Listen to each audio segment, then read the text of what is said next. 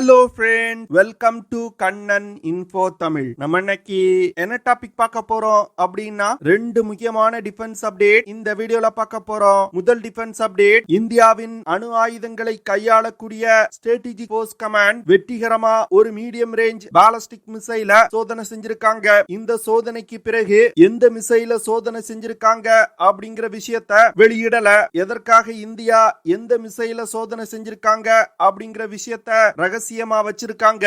India எந்த மிசைல சோதிப்பதற்கு வாய்ப்பு இருக்கு, இந்தியா டெஸ்ட் செஞ்சிருக்க மீடியம் ரேஞ்ச் பாலிஸ்டிக் மிசைலோட செயல்திறன் மற்றும் சிறப்பு அம்சங்கள் என்ன அப்படிங்கிறது குறித்து பார்க்கலாம். இரண்டாவது அப்டேட், இந்தியாவின் ஒரே முப்படை தளம் அமைஞ்சிருக்கக்கூடிய அந்தோமான் நிக்கோபார் தீவுல வச்சு இந்தியா கிறிஸ்டல் மேர் 2 அப்படிங்கிற ஒரு அதிநவீன மிசைல சோதனை செஞ்சிருக்காங்க. இந்த கிறிஸ்டல் மேர் 2 இஸ்ரேல் நாட்டால் உருவாக்கப்பட்ட ஒரு மிசைல். இந்த மிசைல எதற்காக இந்தியா சோதனை செஞ்சு பார்த்திருக்காங்க, இந்த மிசைல பயன்படுத்தி என்ன மாதிரியான ஆபரேஷன்களை கேரி அவுட் செய்ய முடியும், கிறிஸ்டல் மேர் 2 மிசைலோட செயல்திறன் மற்றும் சிறப்பு அம்சங்கள் என்ன, இந்த மிசைல இந்திய படையில எதற்காக இணைக்கிறாங்க அப்படிங்கிறது குறித்து நம்ம டீடைலா இந்த வீடியோல பார்க்கலாம். நம்ம சேனல்ல டிஃபென்ஸ் மற்றும் ஜியோபாலிட்டிக்ஸ் சம்பந்தமா தினம் ஒரு வீடியோ பப்ளிஷ் பண்ணிட்டு இருக்கோம். உங்களுக்கு நம்ம சேனல்ல பப்ளிஷ் பண்ணக்கூடிய வீடியோஸ் பிடிச்சிருந்துச்சுன்னா சேனலை சப்ஸ்கிரைப் பண்ணி சப்போர்ட் பண்ணுங்க.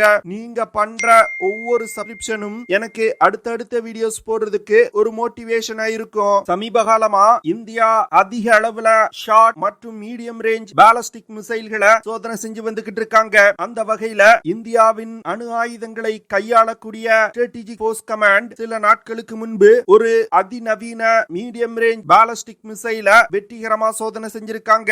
இந்த சோதனையோட வெற்றி குறித்து டிஆர்டிஓ மற்றும் மினிஸ்ட்ரி ஆஃப் டிஃபென்ஸ் ஸ்டேட்மெண்ட் வெளியிட்டிருந்தாலும் எந்த மிசைல சோதனை செஞ்சிருக்காங்க அப்படிங்கிற விஷயத்த ரகசியமா வச்சிருக்காங்க. இதற்கு காரணம், இந்த சோதனையை நடத்தி இருப்பது இந்தியாவின் அணு ஆயுதங்களை கையாளக்கூடிய ஸ்ட்ராட்டஜிக் ஃபோர்ஸ் கமாண்ட். அதாவது இந்த அமைப்பில் இருக்கக்கூடிய மிசைல்ஸ், போர் விமானங்கள், அணுசக்தி நீர்மூழ்கி கப்பல்கள் போன்றவையோட உண்மையான செயல்திறன் என்ன அப்படிங்கிற விஷயத்த ரொம்ப ரகசியமா வச்சிருப்பாங்க. இதன் காரணமாக தான் ஸ்ட்ராட்டஜிக் ஃபோர்ஸ் கமாண்ட் எந்த மீடியம் ரேஞ்ச் பாலிஸ்டிக் மிசைல சோதனை செஞ்சிருக்காங்க அப்படிங்கிற விஷயத்த டிஆர்டிஓ மற்றும் மினிஸ்ட்ரி ஆஃப் டிஃபென்ஸ் வெளியிடல. ஆனா நிறைய defence expert strategic force command Sagarika மிசைல சோதனை செஞ்சிருக்கலாம் அப்படின்னு சொல்றாங்க. இந்த சாகரிகா மிசைல் முதல்ல ஒரு சப்மரீன் லான்ச் பாலிஸ்டிக் மிசைலா டிஆர்டிஓ டெவலப் செஞ்சாங்க. 2018ல அரிஹான் கிளாஸ் நியூக்ளியர் சப்மரீன்ல இருந்து இந்த மிசைல்களை பல முறை இந்தியா சோதனை செஞ்சாங்க. ஆனா அந்த மிசைல்ல சில முன்னேற்றங்கள் செய்யணும் அப்படின்னு டிஃபென்ஸ் எக்ஸ்பர்ட் சொல்லி இருக்காங்க. இந்த சாகரிகா மிசைல K15 மிசைல் அப்படின்னு சொல்லுவாங்க. இந்த K15 மிசைல் 10 மீட்டர் நீளமும் 0.74 மீட்டர் டயமீட்டரும் கொண்டது. இந்த மிசைல்ல ஹை எக்ஸ்ப்ளோசிவ் இல்லனா நியூக்ளியர் வார்ஹெட்களை பொருத்தி தாக்குதல் நடத்த முடியும். இந்த மிசைல்னால அதிகபட்சமா 1000 கிலோகிராம் எடை கொண்ட வெடிபொருளை சுமந்து சென்று தாக்குதல் நடத்த முடியும். இந்த K15 மிசைல் திட எரிபொருளை பயன்படுத்தி இயங்கக்கூடிய ராக்கெட் மோட்டாரால் இயக்கப்படுது. இந்த மிசைல்னால 750 கிலோமீட்டர் தூரத்துல உள்ள இலக்குகளை தாக்க முடியும் அப்படின்னு சொல்றாங்க. ஆனா மிசைல்ல பயன்படுத்தக்கூடிய வார்ஹெட்டோட எடையை குறைத்து மிசைலோட ரேஞ்ச அதிகரிக்க முடியும் அப்படின்னு சொல்றாங்க. அப்படி வார்ஹெட்டோட எடையை குறைச்சோம்னா இந்த மிசைல்னால அதிகபட்சமா 1800 கிலோமீட்டர் தூரத்துல உள்ள இலக்குகளை மிக துல்லியமா தாக்க முடியும். K15 மிசைல்னால மாக் 7.5 அப்படிங்கிற வேகத்துல பறந்து சென்று இலக்கை தாக்க முடியும். அதாவது ஒலியின் வேகத்தை விட இந்த K15 மிசைல்னால அதிகபட்சமா 9000 கிலோமீட்டர் பெர் ஹார் வேகத்துல பறந்து சென்று இலக்கை தாக்க முடியும். K15 மிசைல்ல இலக்கை கண்டுபிடித்து தாக்குதல் நடத்துவதற்கு பல்வேறு விதமான கைடிங் சிஸ்டங்கள் இணைக்கப்பட்டிருக்கு. குறிப்பா சொல்லணும்னா initial navigation system with GPS NavIC satellite guiding system இந்த மிசைல்ல இருக்கு. மிசைல் இலக்கை தாக்குவதற்கு முன் இருக்கக்கூடிய சில மணித்துளிகள்ல terrain counter matching system activate செய்யப்படும். இதனால இந்த மிசைல்களால் இலக்கை மிக துல்லியமா தாக்க முடியும். இந்த K15 மிசைலோட circular error probability less than 10 metre. அதாவது டார்கெட்ல இருந்து 10 மீட்டர் சுற்றளவுக்குள் இந்த மிசைல்கள்னால மிக துல்லியமா தாக்க முடியும். K15 மிசைல தற்போது இந்திய கடற்படையில் பயன்பாட்டில் உள்ள INS அரிகாந்த் மற்றும் INS அரிகாட் நீர்மூழ்கி கப்பல்கள்ல இணைச்சிருக்காங்க. ஃபியூச்சர்ல இந்தியா தயாரிக்கும் S5 கிளாஸ் சப்மரீன்கள்லையும் இந்த இந்த மிசைல்களை இணைக்க போறாங்க. இந்தியா இந்த K15 மிசைல்கள்ல சில முக்கியமான மாற்றங்களை செஞ்சிருப்பதற்கு வாய்ப்பு இருக்கு அப்படின்னு டிஃபென்ஸ் எக்ஸ்பர்ட் சொல்றாங்க. அதாவது தற்போது சோதிச்சிருக்க இந்த K15 மிசைல்ல காம்போசிட் மெட்டீரியல்களை அதிக அளவுல பயன்படுத்தி இருப்பாங்க. இதனால மிசைலோட எடை பெரும் அளவுல குறைக்கப்பட்டிருக்கும். இதன் மூலமா K15 மிசைலோட தாக்குதல் தூரத்தை மிகப்பெரிய அளவுல இந்தியா அதிகரிச்சிருப்பாங்க அப்படின்னு சொல்றாங்க. இந்தியா இது போன்ற அதிக செயல்திறன் கொண்ட மிசைல் சோதனைகள் எல்லாம் ரொம்ப சர்வ சாதாரணமா செஞ்சு வந்துகிட்டு இருக்காங்க.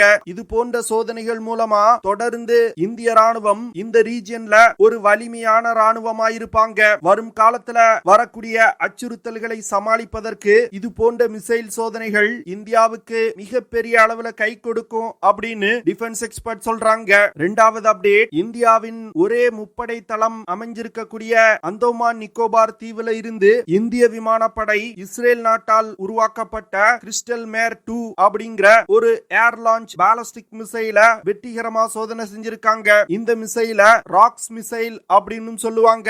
இந்த கிறிஸ்டல் மேர் 2 மிசைலோட சோதனைய இஸ்ரேல் நாட்டால் உருவாக்கப்பட்ட இந்த கிறிஸ்டல் மேர் 2 மிசைல இந்திய விமானப்படையின் Su-30 MKI போர் விமானத்துல இருந்து லான்ச் செய்து சோதனை நடத்தி இருக்காங்க.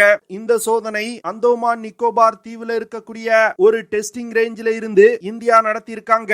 இந்த கிறிஸ்டல் மேர் 2 ஒரு அதிநவீன ஏர் டு சர்ஃபேஸ் மிசைல். இந்த மிசைல சமீபத்துல இஸ்ரேல் ஈரான் மீது நடத்திய தாக்குதல்ல பயன்படுத்தி இருக்காங்க. கிறிஸ்டல் மேர் 2 மிசைல பயன்படுத்தி ஈரான் நாட்டிற்கு சொந்தமான S-300 ஏர் டிஃபென்ஸ் சிஸ்டங்களையே இஸ்ரேல் தாக்கி அழிச்சிருக்காங்க. இதனால இந்த கிறிஸ்டல் மேர் 2 மிசைலோட புகழ் உலகெங்கிலும் பரவ ஆரம்பிச்சிருக்கு. இந்த கிறிஸ்டல் மேர் 2 மிசைல பயன்படுத்தி ஹை வேல்யூ டார்கெட்டுகளை மிக துல்லியமா தாக்கி அழிக்க முடியும். இந்த மிசைல்கள்னால நகரும் மற்றும் நகராத இலக்குகள் மீது தாக்குதல் நடத்த முடியும். கிறிஸ்டல் மேர் 2 மிசைலோட ஒரு மிகப்பெரிய அட்வான்டேஜ் என்னன்னா இந்த மிசைல்னால GPS டினைட் என்விரான்மெண்ட்லயும் டார்கெட்டை கண்டுபிடித்து மிக துல்லியமா தாக்குதல் நடத்த முடியும். அதாவது GPS சிஸ்டம் இல்லாமலும் இந்த மிசைல்ல இருக்கக்கூடிய சென்சார்களை பயன்படுத்தி டார்கெட்டை கண்டுபிடித்து தாக்குதல் நடத்தும். இந்த மிசைல் ஒரு வெர்சடைல் வெப்பன் அப்படின்னு டிஃபென்ஸ் எக்ஸ்பர்ட் சொல்றாங்க. அதாவது இந்த மிசைல யுத்த களத்துல நிலவக்கூடிய பல்வேறு விதமான காம்பாக்ட் சினேரியோக்கள்ல பயன்படுத்த முடியும். இந்த மிசைல்கள்னால ஏர் டிஃபென்ஸ் சிஸ்டங்களால் பாதுகாக்கப்பட்ட இலக்குகளை கூட தாக்கி அழிக்க முடியும். அது மட்டும் இல்லாம இந்த மிசைல்களை அண்டர் கிரவுண்ட் பங்கர்களை தாக்கி அழிப்பதற்கும் பயன்படுத்த முடியும். இந்த கிறிஸ்டல் மேர் 2 மிசைல்னால அதிகபட்சமா 250 கிலோமீட்டர் தூரத்துல உள்ள இலக்குகளை மிக துல்லியமா தாக்க முடியும். இந்திய விமானப்படை இந்த கிறிஸ்டல் மேர் 2 மிசைலோட டெக்னாலஜிய இஸ்ரேலிடம் இருந்து வாங்கி இந்தியால இந்த மிசைல்களை தயாரிப்பதற்கு திட்டமிட்டிருக்காங்க. ஏற்கனவே இந்திய விமானப்படையில கிறிஸ்டல் மேர் 1 அப்படிங்கிற ஒரு மிசைல் இணைக்கப்பட்டிருக்கு. ஆனா இந்த மிசைலுக்கும் கிறிஸ்டல் மேர் 2 மிசைலுக்கும் எந்த சம்பந்தமும் கிடையாது. இரண்டு மிசைல்களும் முற்றிலும் ஒரு வேறுபட்ட மிசைல். இந்தியா இந்த கிறிஸ்டல் மேர் 2 மிசைல வாங்குவதற்கு மிகவும் முக்கியமான காரணம் என்னன்னா கார்கில் யுத்தத்தின் போது அமெரிக்கா இந்தியாவுக்கு GPS கோஆர்டினேட்ஸ் கொடுக்க மறுத்துட்டாங்க. இதனால இந்தியாவால பாகிஸ்தான்ல உள்ள நிலைகள் மீது சரியா தாக்குதல் நடத்த முடியல. இப்போ ஆனா தற்போது இந்தியா இஸ்ரேலிடம் இருந்து வாங்கும் இந்த கிறிஸ்டல் மேர் 2 மிசைல்னால GPS கைடிங் சிஸ்டம் இல்லாமலே டார்கெட்டை கண்டுபிடித்து மிக துல்லியமான தாக்குதல்களை நடத்த முடியும். இதுதான் இந்தியா இந்த மிசைலை வாங்குவதற்கு மிகவும் முக்கியமான காரணமா சொல்லப்படுது. வரும் காலத்துல இந்தியாவுக்கு கார்கில் யுத்தத்தில் நடந்தது போன்ற சூழ்நிலை வருவதற்கு வாய்ப்பு இருக்கு. அப்பொழுது இந்த கிறிஸ்டல் மேர் 2 மிசைல்களை பயன்படுத்தி இந்தியாவால தாக்குதல் நடத்த முடியும். இந்த கிறிஸ்டல் மேர் 2 மிசைல் 1360 கிலோகிராம் எடை கொண்டது. இந்த மிசைல்னால 340 கிலோகிராம் எடை கொண்ட வார்ஹெட்டுகளை சுமந்து சென்று தாக்குதல் நடத்த முடியும். கிறிஸ்டல் மேர் 2 மிசைலை இயக்குறதுக்கு சிங்கிள் ஸ்டேஜ் கொண்ட சாலிட் ராக்கெட் மோட்டார் பயன்படுத்தப்படுது. இந்த கிறிஸ்டல் மேர் 2 மிசைல விமானத்துல இருந்து லான்ச் செய்தவுடன் முதல்ல மேல் நோக்கி பறக்கும். ஒரு குறிப்பிட்ட உயரம் வரைக்கும் மேல் நோக்கி பறந்த பிறகு டார்கெட்டை நோக்கி அதிவேகமா கீழ் நோக்கி பறந்து வந்து தாக்குதல் நடத்தும். இதனால எதிரிகளுக்கு பலத்த சேதத்தை ஏற்படுத்த முடியும். இந்த மிசைல் இது போன்று செயல்படுறதுனாலதான் எதிரிகளின் ஏர் டிஃபென்ஸ் சிஸ்டத்தினால இந்த மிசைல்களை தடுக்க முடியல.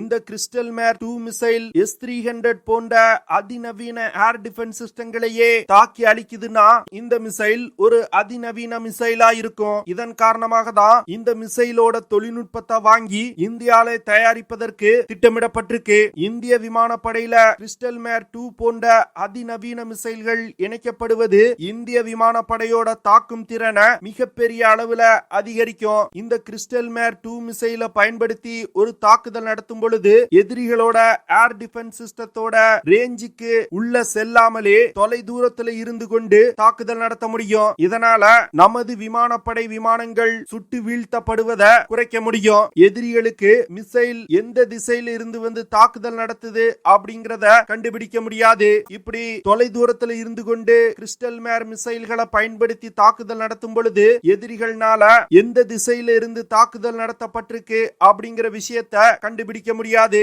இதனால இது போன்ற பல அதிநவீன கேப்பபிலிட்டி இந்த மிசைல்ல இருக்கிறதுனால தான் இந்திய விமானப்படை இந்த கிறிஸ்டல் மேர் 2 மிசைல இஸ்ரேலிடமிருந்து வாங்குறாங்க.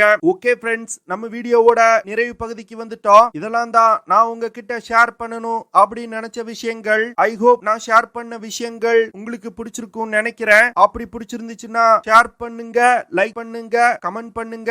மறக்காம நம்ம சேனலுக்கு சப்ஸ்கிரைப் பண்ணுங்க. அப்படியே அந்த பெல் நோட்டிபிகேஷனை கிளிக் பண்ணி ஆல்ங்கிற ஆப்ஷனை எனேபிள் பண்ணிக்கங்க. See you in the next video. Jai Hind.